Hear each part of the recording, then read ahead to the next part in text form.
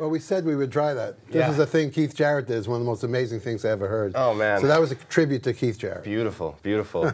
Hey, everyone. Welcome to a special Pianote / Guitario / Drumeo lesson with Kenny Werner here. How's it going, Kenny?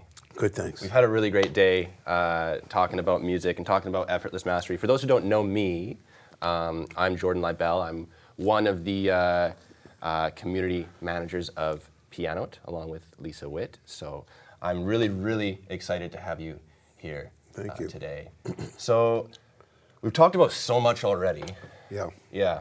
But I thought maybe we could sort of go over some of the key points about your philosophy, how you flow into music like that, and what you've termed the space is. Yeah. Maybe let's just start there and talk about the space. Well, the space is a place beyond the conscious mind. Okay. As we talked about before, most of the problems with playing come in the conscious mind. Mm-hmm. That's where jealousy, envy, measuring yourself against other people, measuring your value by how you play music, the pressure to play better than you play, the pressure to make it happen by yesterday, all the things that make a musician's life much less satisfying than most people think it would be, is in the mind. Yeah. That's the good news. At least it's all in one place. Yeah. So you practice going to a space. There's nothing original about that except I call it the space. It's a non-denominational name for something that has a name in anywhere from neuroscience to psychology to Buddhism to, but for me it's a space. And what you have to do is focus on something beyond your mind. Yeah. There was a really good, a couple of examples of this. In the movie The King's Speech. Yeah. You know that movie? I love that movie. And he can't stop stuttering, and he meets this new speech therapist, and he has this idea of having him listen on headphones to an orchestra piece, right? And for the first time, he's speaking, and he's not stuttering. Yeah. And it's proving that when the mind is transposed a little bit, the flow of what you're doing becomes natural. Right. So, and everybody kind of has had that experience. Yeah. So it's a question of how do you study having that experience? How do you have that experience more often? So when I talk about going into the space, as I said before, the easiest way to enter is just to stop and notice that you're breathing. Okay.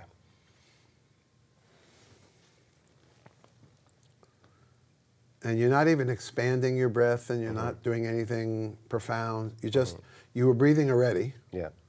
So now you're just noticing you're breathing. You're noticing when you're breathing in. You're noticing when you're breathing out. And what happens is you can't notice your breathing and think thoughts at the same time. Yeah. So as soon as you have a thought, even like, wow, I'm really in the space, you're not noticing your breathing anymore. You're noticing your thought. So a good way to start is to just try that. Just notice your breathing. And as long as you keep your focus on that, you're actually not thinking any thoughts, which is tremendously restorative too. In the middle of a busy day, just stop and notice your breathing. You may find a minute or two later that you have a whole new clear energy. Sure, yeah. For the purpose of music, you find that space. And then it's about introducing the instrument and other ways of finding the space. You could look at a spot on the wall or directly over your head, or think of the alphabet backwards. That gets a little confusing, but sometimes picture a beautiful place where you've been or you'd like to return to. So are they tools to ground you in like your present environment? That's the result, but they're tools to get you out of your conscious and subconscious mind. Yeah. It's the subconscious that fears music because of previous experiences. It's the conscious mind that fears it today because it may not be everything you want it to be. Right. And the question is, why does it have to be everything you want to be? And that question is answered more from the egoistic aspect of wanting to feel like a good musician. As soon as you call yourself a pianist or a drummer or whatever, the next question is unavoidable. Am I a good pianist? Am I a good drummer? And the problem is that in trying to answer that question when you're playing, first of all, you miss all the profound possibilities. And it just becomes a narcissistic thing. Do I sound good? That's the first problem. But the other problem is you don't play as well. The reason Effortless Mastery has such a solid identification with so many people is because you can ask, out of 100 people, 99 of them, if you ask them, think about a time when you felt it was really important you played well, how did you play? Yeah. Most people will say they could not access their most inspired playing, or they even played badly. Yeah. And then you say, think about a time when you think it didn't matter. Yeah. And they say, I played better. Yeah. So that alone should prove to you that what you want to do is continue to bring down the sense of importance about what you're doing, and find a place where you're not really trying. Yeah. And although everybody agrees with that, the mind is already pre-programmed to try. Yeah. So the steps of effortless mastery are an attempt to reprogram. Yeah. So if I go into the space, if I start playing and I'm not used to that, I'm going to lose the space immediately to try to play something good. Right. So I need a point of contact. I have it for every instrument. It doesn't matter what instrument you're on. Yeah. So it starts by going into the space and then moving in a way where I can still focus. I choose to focus on the fact that I'm breathing. That immediately takes me into a space where I'm not thinking. Yeah. And then I feel, I guess it does bring you in the moment, I feel the fingertips touching the keys. Right. And I'm still focusing on my breath. If I Yeah. started to focus on what I wanted to do, there would be a whole change in my body and mind. And I'll bet even Go a up into your chemical head. change, Yeah. which would make even the playing of a note a pressurized thing. Sure, sure. So I stay in this space. I feel the fingertips touching the keys. I lift a finger and I play the note. And right there I go, am I now drawn into the music trap, or am I still focusing on the space? If I'm focusing on the space, I lift the next finger and I drop it. Yeah. That's where it all starts. Okay. It's learning to move, let the hand move, and keep the mind out of it. Yeah. And maybe for the first time, allow your hands. It's like you're the mother and your children have been out playing, but you've never taken your eye off them, and every 2 minutes you had an instruction, get off the swing, Sure, get off the sure. thing, and now you're saying, go out and play. Yeah. So actually, for the first time, you may experience two things: that the fingers are experiencing the playing, not the mind that's driving the fingers. The other thing you might experience is a presence within yourself that hasn't been sucked out of you by the desire to play well. Right. That's what happened when we worked earlier with Lisa. Yeah. She felt a presence that didn't need augmentation. Yeah. And it was a strange feeling. Yeah. And then connecting it to the instrument is the beginning of, instead of not being happy with anything you play, is the practice of being content with everything you play. Yeah. And people think that being content is not the way to change. It's just the opposite. As long as you're never happy with anything, you're stuck. Yeah. Starting from a place of contentment, you can add consciously new things to your playing. Like when a person is like, I can't be happy because this is happening in my life, it never seems to change. Yeah. If a person accepts with serenity Yeah. where they are, Yeah. it's easier for them to make moves. And not only that, there's some sort of alignment with the universe. When you align with the universe by being present for what is, you disconnect from the universe or your God or whatever language you like by not being satisfied. Yeah. Not being satisfied separates you from the tapestry of everything. Yeah. And then you, it's a downward spiral. It's not an upward spiral. So, letting music develop starts by being absolutely content with the contact point and you, and allowing things to move. Yeah. That's whether you're playing in a form. You may want to play 1,000,000 notes in that form, but maybe all that wants to come out is a few notes in that form. It's being attuned to how the body wants to play the instrument. Yeah. And it becomes more organic and definitely more authentic. Yeah. So just at the beginning of this this lesson here, when he did that improvisation, it was fascinating to see how you kind of built into different layers of intensity. Does that feel any different when you, like, are you in the space at different depths there when you're kind of in this? Yeah, I mean, flow? yes, it's very much when people are improvising, I say to them, don't let your ego get ahead of the fingers. Right. Because next thing you know, you feel like you're trying to catch up with something. Yeah. Catch up to something. And so I could feel that happening, and then I kind of pull back. Right. Because I'm used to being in the space. So it'll affect my phrasing. Right. Actually, it didn't feel that organic because I thought to myself, I told you I would do that Keith Jarrett fan. Right. And when I did it, I actually didn't feel like doing it. Oh, you got which was weird. So yeah. I violated the thing myself. Okay. But then I accepted that I'm violating the thing. Yeah. There's always a reason to be discontent. You can even get into this new age headspace where like, oh, I'm not in the space. Yeah. And now you're fighting with that. Right. So the game is whatever your mind's telling you, go, yeah. thank you for that. I'm not in the space. Thank yeah. you for that. Sure. I'm not inspired now. Thank yeah. you for that. Well, throughout this entire day, because we've been talking about this stuff, and we've been talking about the application not only for piano, but for guitar, for drums, and even just for life, like we've been talking about. And this kind of like running thought in my head has been learning to try to not try, basically, and you right. can kind of get that's stuck where you in that. get. That's the tricky part. That's yeah. the spider web right there. Well, that's why you need a point of contact, and that's why the first step is the first step. Okay. Yeah. Would you like to try the first step? Yeah, I'd love to. I would love to. Yeah. So, I mean, there's nothing like, you can talk about it, but there's nothing like doing it. Yeah. So, as you sit in front of the piano, you can already feel the radiation of priorities, of concerns, of things that you always like to accomplish if you're going to play the piano. Yeah. But instead, just notice your breathing. It was easier to notice your breathing sitting in that chair. Now you're sitting in front of those angry white and black keys. Yep. But just notice your breathing.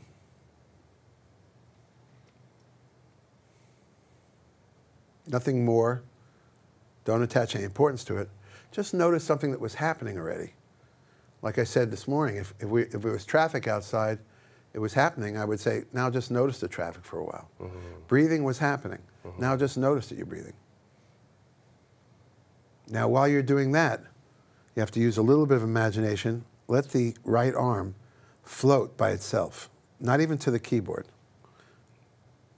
Now stay focusing on your breathing and forget your arm. In fact, focus on your left shoulder. As you focus on your left shoulder, your right arm disappears from your awareness. Now feel it drift over to the keys and just feel the fingertips touching the keys. Right. Now, forget that. Go back to your breathing. Well, I was going to say you could stay there. Oh, you want me to? Okay. I got it. So notice your breathing. All right, just stay there. Now go back to your breathing. Forget your hand is there. Now lift a finger. Play a note. Now go back to your breathing. Now that was more fulfilling than a lot of things, right? When you're connected, one note is good. And when you're coming out of your mind, 1,000 is not enough. Yeah, yeah. Okay, lift the next finger. Now, see, now you want to get excited about it. Yeah. Drop your hand. Right. You're literally training the mind, you're taming the mind to stay out of this connection. So is it taming the mind to not, because as a player, when I hit a note, my first instinct is to make a melody out of that. Right. Is to think what comes next. Right. And so it's almost like rather than staying present on a single note, I've already kind of mentally moved on to the next one. Right, that's why it lacks conviction. Right, okay. Because you're trying to make something happen. So drop your hand. First of all, you're not making music, you're doing this exercise. Okay. And it's important not to connect it to anything else. Yeah. Later on, if you want to play, just forget you ever did this. But when you're doing this, what you're doing is becoming one with the instrument, one with the sound. Yeah. You're allowing the body to experience the instrument, and you're keeping the mind out of it. Yeah. That has its impact on your playing. Yeah. It's not linear like, oh, now how do I do that and make a melody? You don't. But eventually, you may find a melody making itself while you watch. Right. The exercise has a progressive value. It's not like I introduced it to you today. Okay, now I got that. What's next? Yeah. It's like it's the beginning of a process of you dropping your hands on the instrument without expectations and getting comfortable with that. Yeah. And that starts to bleed into your playing when you're not looking for it. Just like everything good happens when you're not looking for it. Yeah, that's very true. But the trickiest part here is say, wow, this feels so good. I want to apply it to my music. Right away. That's formula for disaster. Yeah, it's right away. It's how do you put this to use in some kind of practical way and You don't. grasp at it. Right. If you were studying meditation or yoga, you wouldn't say, okay, how do I put this into use? How do I do a full lotus while I'm crossing the street? You know, you wouldn't. You would do it for the effect it had on the rest of your day. Sure. This is what happens. You find yourself playing. I mean, the reason this has been so popular is that everybody has had an experience where, wow, I'm just connected. And it's just happening. And you never forget that gig when we were talking about in the car. Yeah. You remember that gig, you remember where you were, who you were playing with. Yeah. Because that's how much more important it was to you than all the other gigs. Yeah. So practicing the steps of effortless mastery is the process of having that experience more often, Yeah. more dependably, Yeah. and eventually, you know, you practice, you go into the space, you touch the instrument. Yeah. You go into the space, you touch the instrument. You go into the space. Now, after I don't know how long, you may have reprogrammed yourself. So I put my hands on the instrument, I go into the space. Yeah. Yeah. And once you get there, you are part of a guided process, but you're not guiding it anymore. So one thing, I'm going to get you to sit down here again because I wanted to look at how you flow from those. I just want to take an example of that thing about melody. Whoa. Oh, that wasn't very good. Sorry, but I'm tripping on this thing for some reason. Yeah. Is this being used? Don't worry about it, guys. It's fine. Okay. See, folks, this is live. Yeah. All right, let me just try to get in here without hanging myself. Okay. Here, how do you make a melody? Yeah. Well, here's my finger, right? Here's another one. If I say, wherever the hand goes, yes, yes. Like in the second step, you make sounds and you actually guide a little bit of thinking. You think, that's the most beautiful sound I've ever heard. Yeah. The equivalent of enlightenment in music is that every sound you make is the most beautiful sound you've ever heard. Yeah. So a melody, you only have trouble melody because you're fighting through your own judgment to try to make a melody. Yeah. But it's so easy to make a melody when you receive every sound that comes. Yeah.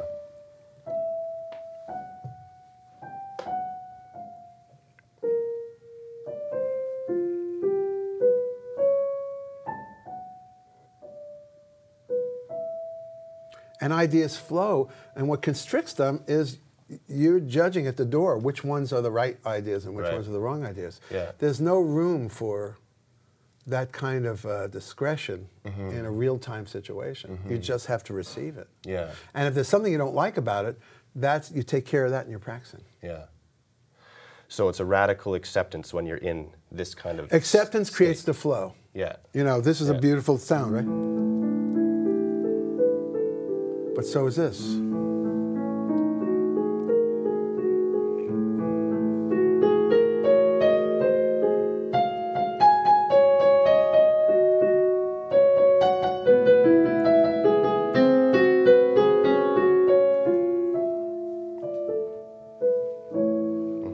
And that was an accident. But those kind of accidents happen when you allow the thing to flow the way it wants to flow. Yeah. You get intuitions about how it might resolve that you weren't thinking about. Yeah. But when you try to create it from the beginning of the flow, it doesn't flow. Right. And everybody knows that. The question is, how do you When you try to expand create, yourself? These steps are designed to expand yourself. yeah, I'm just processing. When you try to create from the beginning of the flow, it doesn't. When you flow. try to create something from the beginning of the flow, it's mundane at best. Right. Yeah. And when you follow the flow, it's quite profound. You then get caught up. To in me, it. that's the actual excitement of music. Yeah. Is watch and jazz musicians, you see that they're willing to move. Now, of course, they've moved in those places before. There's no Yeah. such thing as playing differently every time you play. Sure. That's a myth. Yeah. Because we're not computers. We only have a few ways of going through it. Yeah. But receiving it and if you don't like the way you go through it, Yeah. you reprogram it in your practicing. Yeah. And it takes time to reprogram where your hands would go. Yeah. But if you accept where your hands go,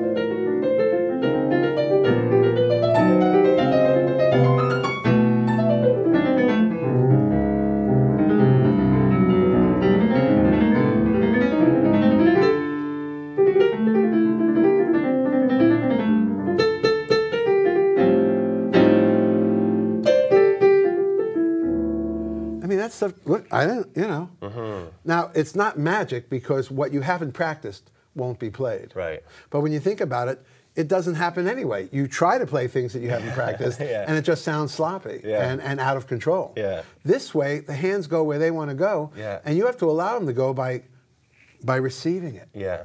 So receiving one sound, or, you know, what is a melody? There's a melody. You want it to be more inside melody, more marketable, then you just keep it a little more diatonic. Right.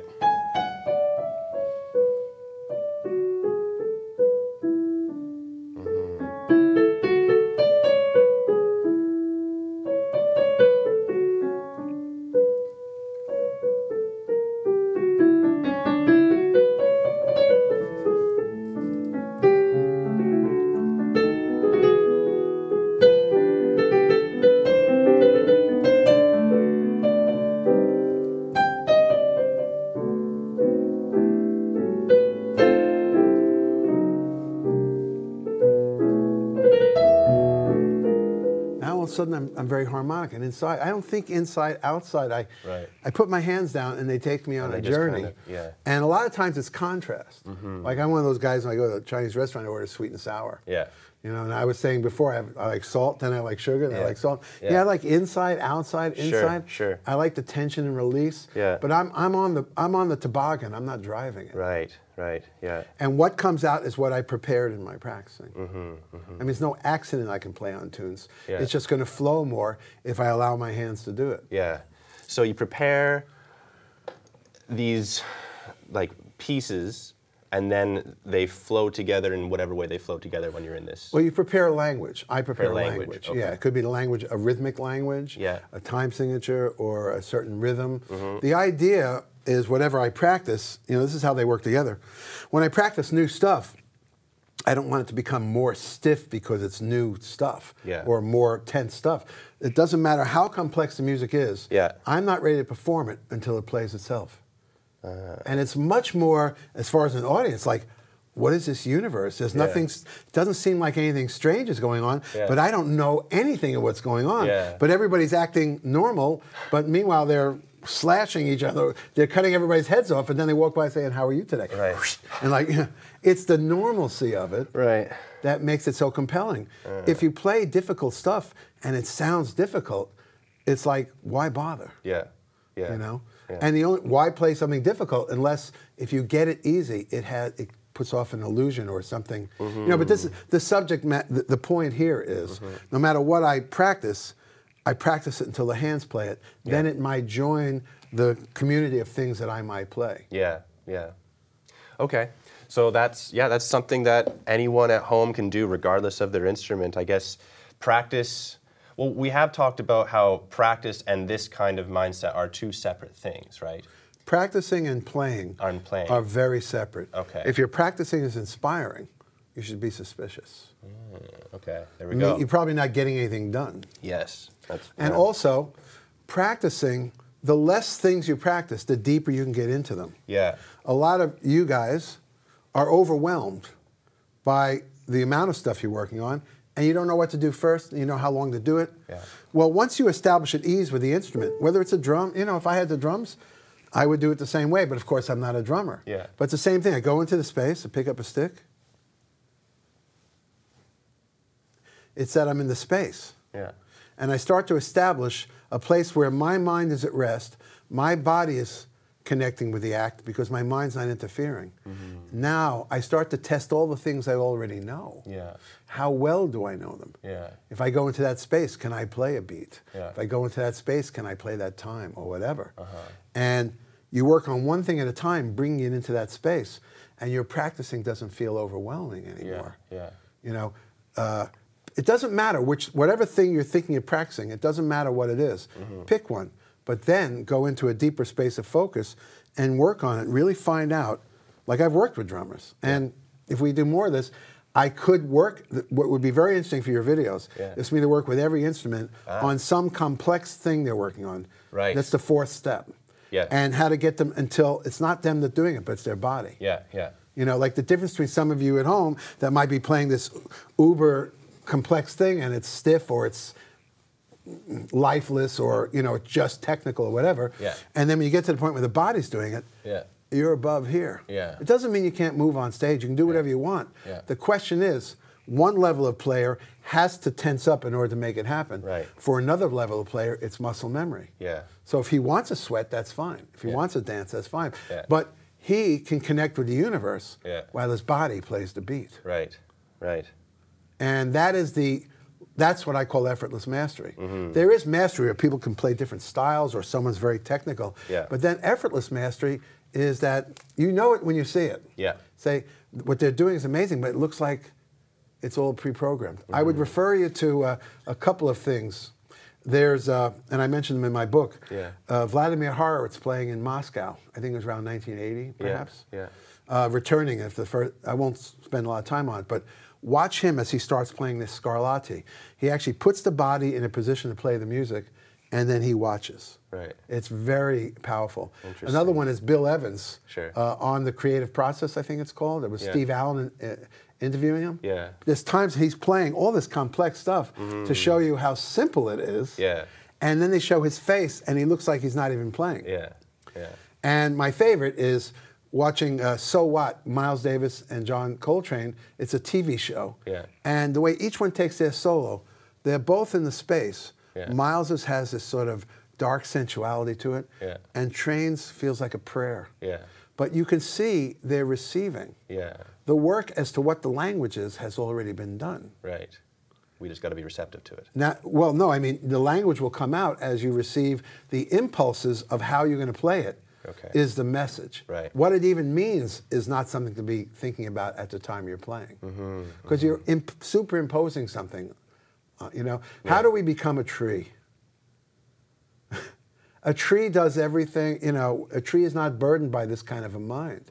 And look what it does. And Yeah. it protects us, and it puts in oxygen, and then Yeah. even when it dies, it falls on the ground and gives its body to mulch the ground and Yeah. create new trees. Yeah. And I watch trees and how the wind and the rain is like thrashing them about, and they're just like, Nah, they're pretty, they got it going on. and when it's over, they're just like that.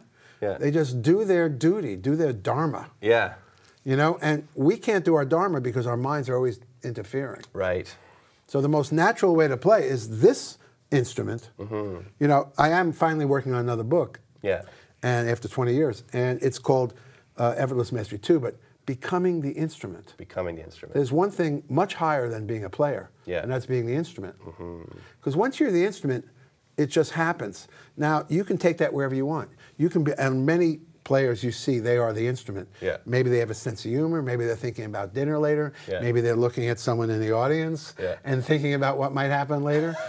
Maybe they're thinking about God. Yeah. Maybe they're in the sphere, you know, Yeah. in universal consciousness. Yeah. All that's only possible when you're not down here managing the instrument. Right. And all the performances that have inspired you, if you go back and look at them now with that thought in mind, you go, oh, there's it, there it is. Yeah. It's playing itself, Yeah. and he's doing, or she's doing whatever. Yeah. That is really the magic of what a human can do. That's better than a light show, Yeah. Yeah. you know?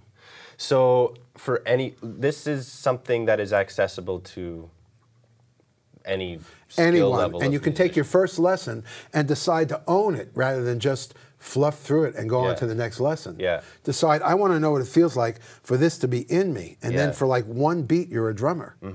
Okay, now let's go on to the next lesson. Yeah. One of the biggest abuses in education is how we move through the stuff Yeah. without any ownership. Yeah. And accredited schools, unfortunately, are the culprit of that because Right. the accent is on quantity rather than have I absorbed it. Quantity and the outcome.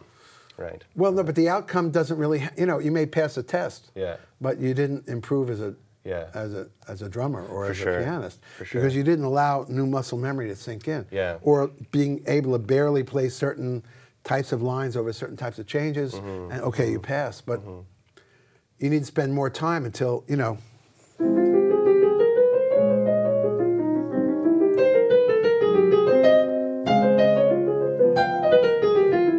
This is just language.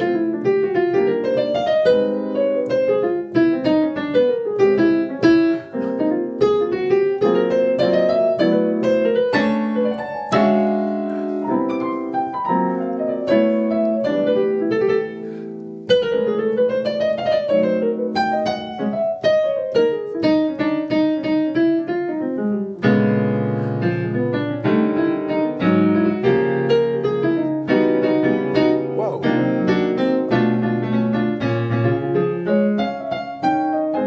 That's just language and muscle memory. Yeah. I mean, that was kind of art because I was kind of having fun with it. Yeah. Yeah. And I was enjoying the bounce, like Yeah. dribbling a ball. I was enjoying the bounce. Sure. But you can't just enjoy it unless you've inputted that information. And that's why there's such a difference between practicing and playing. Yeah. Playing is about receiving with love everything you're playing. Yeah. Practicing is about inputting new information until it becomes part of your skills. Yeah. Are you ever surprised by your own playing? Rarely. That could be an argument against the whole thing. Rarely, because my hands go where they go. They go where they go.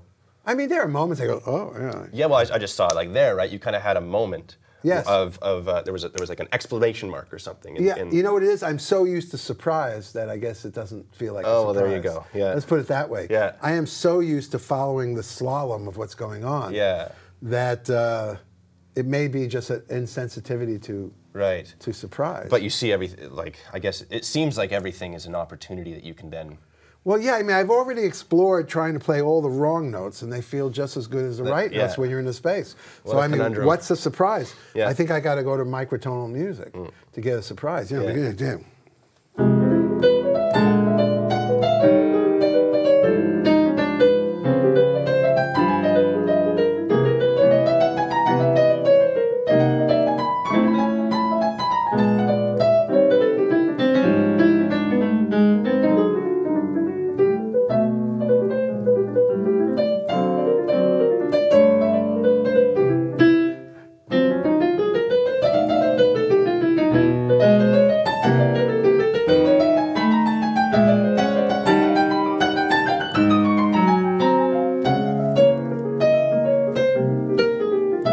I always like, whenever I've gone in those gruff places, I like coming out of it almost like the end of a TV show in 1955. Right.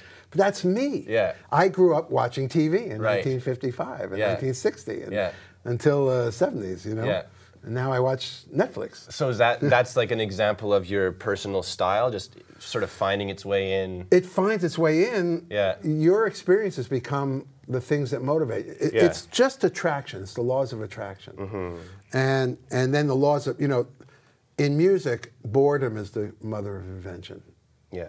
Not necessity. Okay. Yeah. You know, you're just bored with what you're doing. So it's very easy. Do what you do a half step higher, but not with the other hand. Right. And it's probably going to be a lot of new stuff. Yeah, you know? sure. But then your instincts of the person you are, the personality you are, they can start to manifest. Yeah, interesting. The point is that if you're studying at home, you need to take whatever you play with concentration and take it deeper in so it plays itself. Yeah. Then you can, if you're wondering, why don't I have that joy that I see people playing with? What's missing? Or even musicians, they've been lifelong musicians, but something's always been missing. Yeah. What's been missing is you. Yeah. Yeah. You know? So in some cases, what's been missing is the foundation. Okay. If you never had to pay, and again, it's ego that would cause you to skip the foundation. Yeah. Because you wanted to sound creative by day one. So you skip little things like 4-bar phrases, eighth notes. A jazz player, for example, if eighth notes aren't muscle memory in his or her right hand, then they're going to struggle with every tune. So, and there's a conscious way of accruing eighth notes as a muscle memory. Yeah. That's for another day, because you really have to get into that subject. But you'll know when it happens because you start moving your right hand and it plays eighth notes with good time. Yeah. Now you can apply them to this chord progression or that chord progression. But when this stuff gets out of whack or you skip it completely, all there is a lot of scuffling to try to play. And that's what most people, amateurs and professional, often that's what their experience is. And so what this brings, this idea of, rather than allowing the mind to control everything and taking me quickly overwhelmed by everything, it puts me in a space of absolute clarity. And what agrees with that space gets in. What agrees with that space. Yeah, if I'm practicing something, if I'm practicing 8 bars and it takes me out of the space, I try practicing 4 bars. Okay. I'm a little more in the space. I'm practicing 2 bars, I'm a little more in the space. I may practice this bar, and I'm really in the space. That will change your playing. 5 pages of skimming won't change your playing. Yeah, of course. So this is one of the things. And one of the things I also urge everybody is, after each repetition, take your hands off the instrument. This is one of the most powerful things I found. You do something,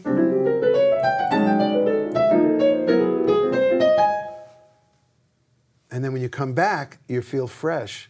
When you keep your hands on there, you tend to build up a tension that you're not even aware of. You see Miles do it too. It's really weird. So each phrase is the first phrase. That's so interesting. Yeah, I found it while I was following this thing. I found if you were even repeating something, instead of going like, you go.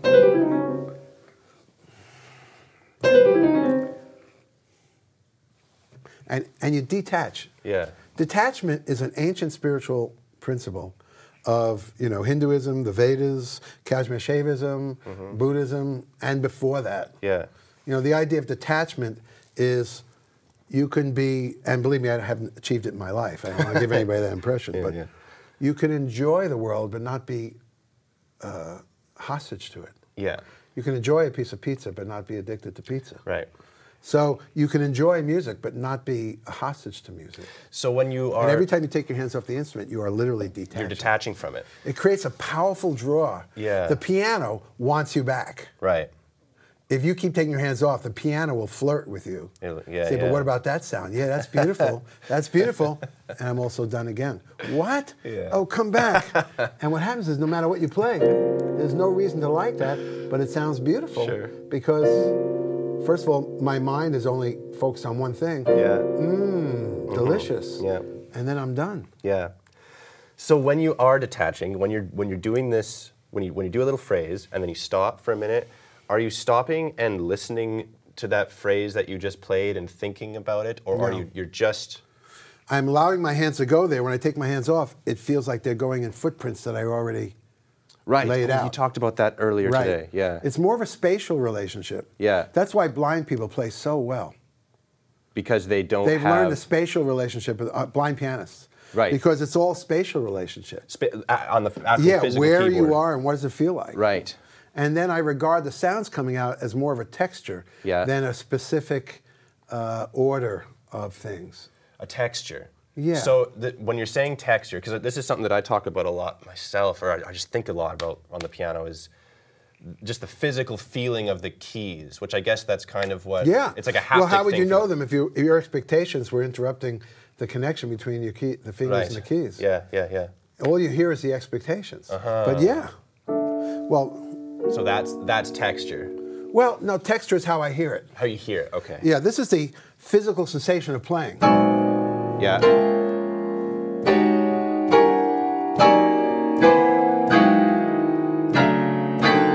I have started a Christmas album, but I hadn't finished it yet. Yeah. I'm going to do the entire Christmas album with both elbows. Nice. So it's like this. Yeah.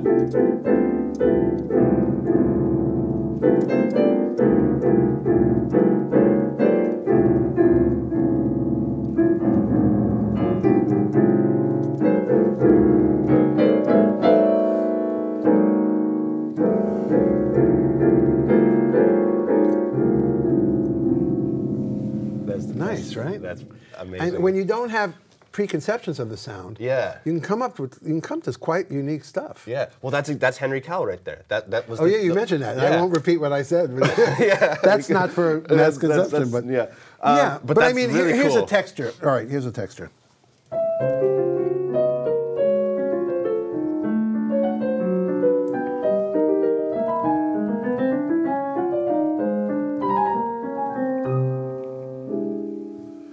I wasn't specifically controlling what was happening.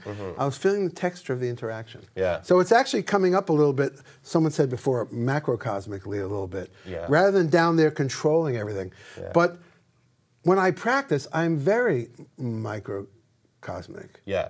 How does this move to that? And how Right. does this work from that? I did it with chord progressions. Yeah. I've done it with rhythmic lines, because I am not rhythmically talented.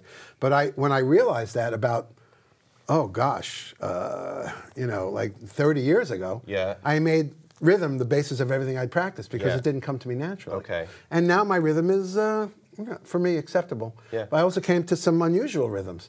But that's from a person, I worked for that. Everything I did, I put into a rhythm. Yeah, interesting. And because I find that if rhythm is part of your muscle memory, that's freedom. It doesn't really matter what the notes are. Yeah. But that's just my own situation. I really worked on internalizing rhythm so I could feel it in my... The difference is somebody might tighten their whole body and do this and stomp their foot. Yeah. There's nothing wrong.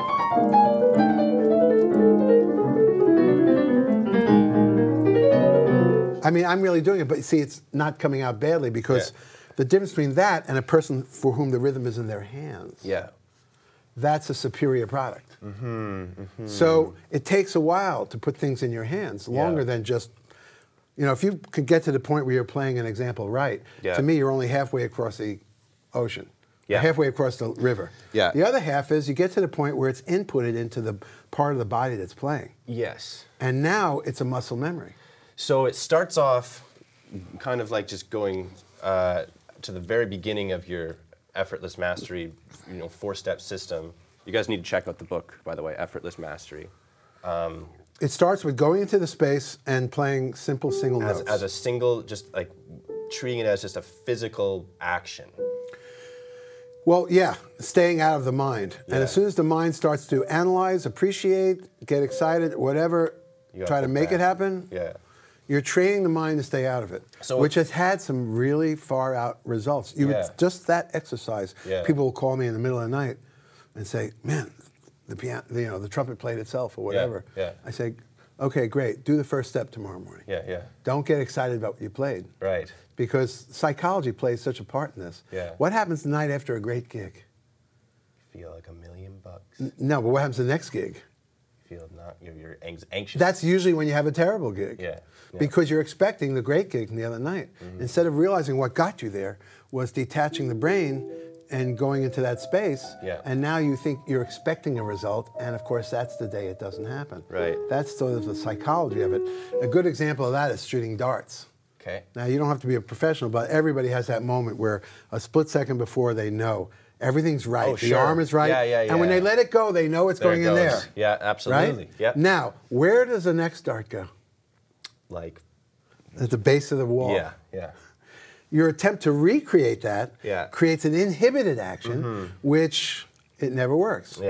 So I'm studying in a place where I want to have those moments more and more. So the first step is individual notes. The second step is moving around the instrument. Now I'm letting my fingers make choices, but it's my fingers that are making the choices. It's almost like, and I like to use the analogy of a Ouija board.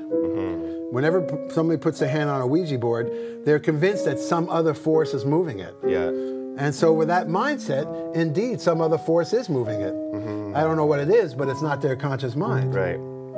Unless someone says, should he come home with me? Should she come home with me? And then tries to move their hand towards the yes. You know, I can understand that. But otherwise, you're really following, seeing where it's going, right? So that's what's happening. In fact, I'm using all my conscious facilities to talk to you right now. So right now, my hands are just going kind of where they want to go. This is the second step. Choices are being made, but they're being made by the spatial instincts. The instincts towards spatiality of my hands. Now, immediately you get excited about that music because whatever music comes out without us intellectually controlling immediately gets us excited. And if that happens, drop your hands. Huge amount of discipline required in this sort of thing. Now the third, well, no, but you learn it in the first step, you expand it in the second step. Now you apply it to something you know. You know, now I know, well, you know,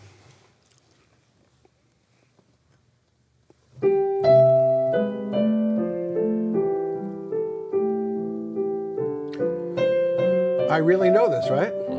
So I'm not getting caught up trying to do something special. I'm letting my hands play it.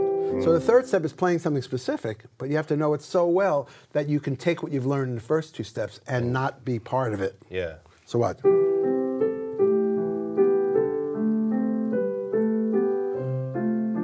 At this level, you can sink deep into the things you know. It's very interesting. If you want to see how the mind gets in your way, pick something like this.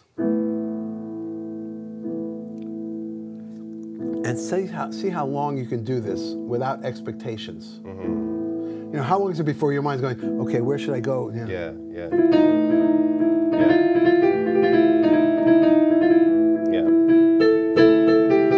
And you lost it. But a tranquil mind can do this all day. Now, if you're not sure how to do that, pull out a book and read the whole book while you do it. You know, or watch Netflix. I always recommend The West Wing. That one works. But I mean, there are better ways of doing it. You know, like in the King's Speech. But there are better ways of doing it. Or ways that build consciousness, like just focus on a spot on the wall, or focus on your heart. The thing about this kind of sound, it's got a lot of heart-opening potential. But not if your mind is interfering, trying to decide where are we going from here. or referring to some musician that played like this, and now I had to build a piece that has the same aspects of that player. Sure, sure. And all this like shallow mental noise. Yeah. See, the space is like, I have an image I like to share of it. If you were sitting on the floor of the ocean, and for the purposes of this, it's quiet, it's still, your body is part of all the water, so you don't even feel where your body begins or ends and the water begins, right? You're part of one fabric. And everything is colorful and everything is beautiful. Now, if you look up at the surface, you see things like driftwood, and you see beer cans and old underwear. It's passing. You see it, but it's not affecting you. You see it. So the floor of the ocean is the space, and the driftwood and underwear is your thoughts. Now, this is not original. This can be found in Buddhism and Jainism and communism. It can be found in anything, any ism, you know. It can even be found in Christian mysticism. It can be found in the Kabbalah. What I have done accidentally, and it is really accidentally because I had no intention of doing it, I've correlated it directly to the consciousness of playing an instrument and how that plays out in an instrument. So using that thousands of year old concept, if I surrender to this sound, I start to disappear. And all there is the small movement of the hands going down and this sound that's replacing the flesh.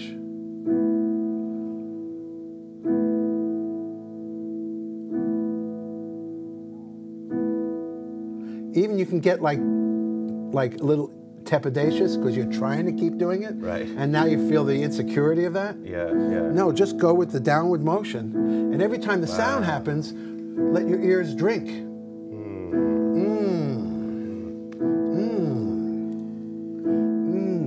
This is the inner joy that escapes most musicians and amateur musicians, which is why they do it, but they still have this sneaking feeling that something is missing. The thing that's missing is you. Become part of it by not trying to dominate all of it. And that can apply anywhere from playing as a spiritual practice, this could be considered a spiritual practice, or just how you ingest one lesson rather than thinking about 8 lessons.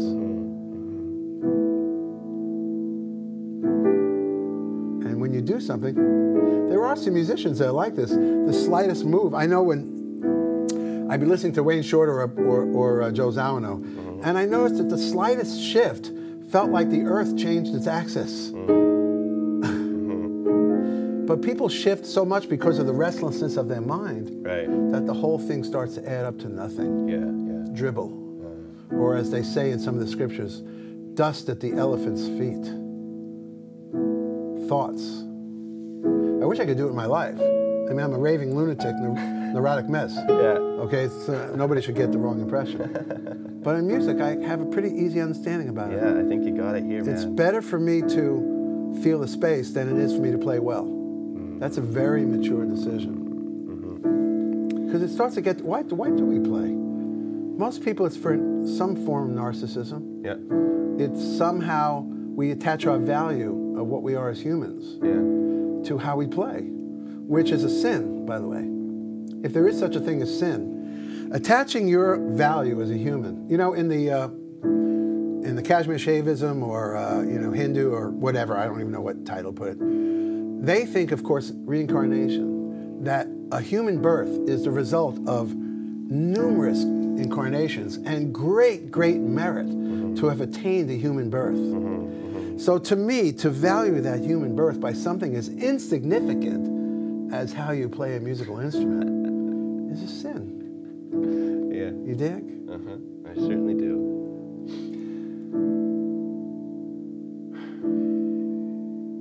I'm gone. If you want to talk to me, I'm in the green room right now. I'm actually looking at Netflix. You know, you can't get West Wing from Canada. Oh man, it's not on Netflix. We gotta get you set up with a What's VPN. up with that? Well, anyway, you got the idea. So. Wow. You know, stream of consciousness is the only stream there is. And you don't have to study one single day in order to have it. Yeah. You put your hands there.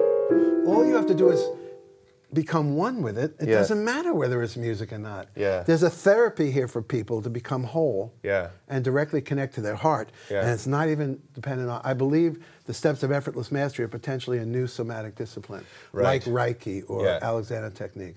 Except you use the instrument to melt into the instrument. What melts is all the blockage that blocks you. And then you take that and see how long it lasts. And of course it doesn't last long, and you practice some more. If you're a musician, you keep practicing becoming focused and then dropping your fingers. And what takes you out of that focus is judging your fingers. So you practice loving what your fingers are playing. I mean, most of us are unrealistically critical of what we do. Someone can play a chord, and they'll go like, and they go, no, that's not right. What do I do next? You know, so that's insane. So if you're going to be insane, why not be insanely positive? No matter what I play, that's the most beautiful sound I've ever heard. Instead of thinking, oh, it's not good enough, which people fall into that, it's nothing wrong with embracing an illusion. The question is, which illusion makes you play better? The illusion that everything I play is the most beautiful sound I've ever heard.